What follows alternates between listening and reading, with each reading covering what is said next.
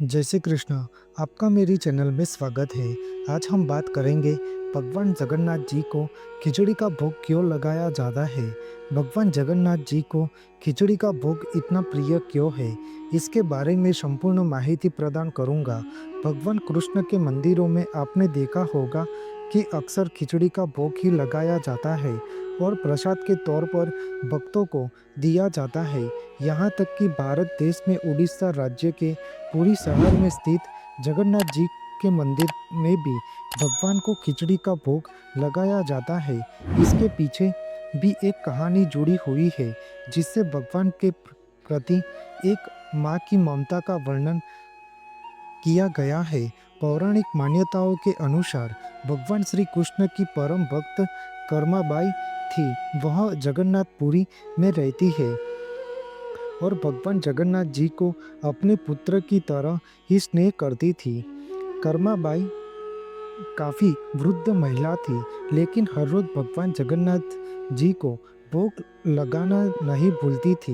एक बार कर्माबाई के मन में आया विचार कि क्यों न एक बार अपने हाथों से भगवान जगन्नाथ जी को भोग लगाया जाए, लेकिन उनके मन में शंका भी थी कि क्या वह उनको पसंद आएगा भी या नहीं। उन्होंने प्रभु को अपनी इच्छा के बारे में बताया।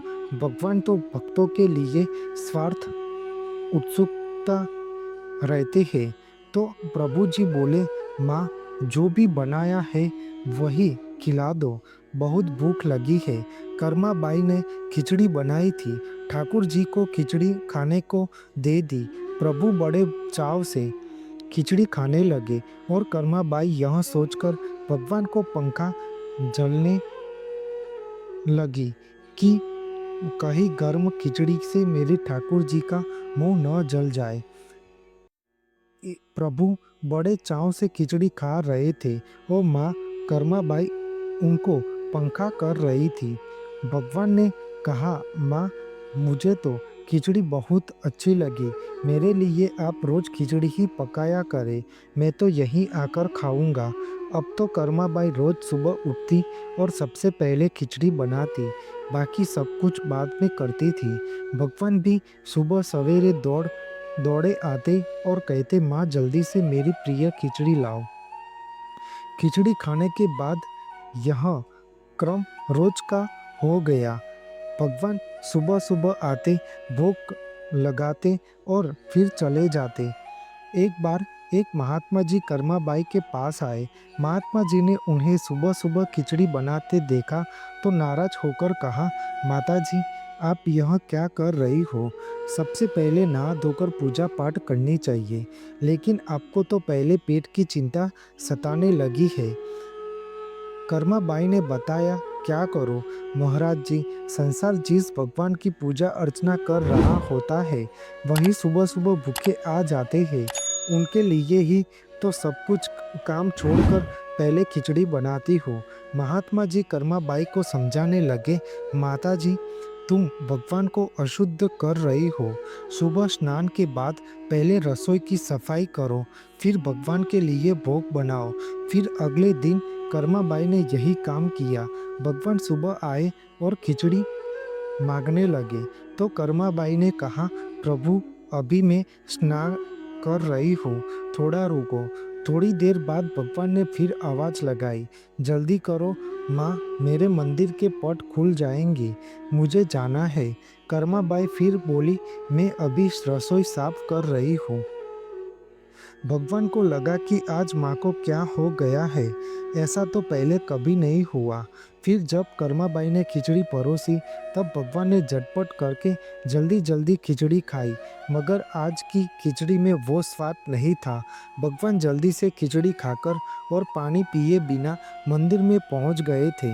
मंदिर के बाहर उन महात्मा जी को देखकर भगवान सारा माजरा समझ चुके थे। ठाकुर जी के मंदिर के पुजारी ने जैसे ही मंदिर के पट खोले तो देखा भगवान के मुख पर खिचड़ी लगी हुई है। पुजारी बोले, प्रभु जी यह खिचड़ी आपके मुंह पर कैसे लग गई?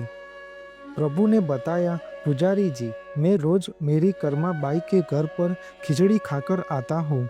आप माँ कर्मा बाई जी के घर जाओ और जो महात्मा जी उनके यहाँ ठहरे हुए हैं उनको समझाओ उसने मेरी माँ को गलत पट्टी कैसे पढ़ाई है। पुजारी ने महात्मा जी से जाकर सारी बात कही कि भगवान भाव के भूखे हैं। यह सुनकर महात्मा जी घबरा गए और तुरंत कर्माबाई के पास जाकर कहा, माता जी माफ करो, यह सब कुछ नियम धर्म तो हम संतों के लिए है। आप तो जैसे पहले खिचड़ी बनाती हो वैसे ही बनाए। आपके भाव से ही ठाकुर जी खिचड़ी खाते रहेंगे। फिर एक दिन आया जब कर्माबाई के प्राण छूट गए।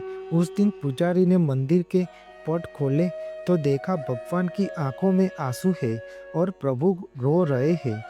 पुजारी ने पूछा तो भगवान ने बताया, पुजारी जी, आज मेरी माँ कर्माबाई इस लोक को छोड़कर मेरे निज लोक में को विदा हो गई है। अब मुझे कौन खिचड़ी बनाकर खिलाएगा। पुजारी ने कहा, प्रभु जी, आपको माँ की कमी महसूस नहीं होने देंगे।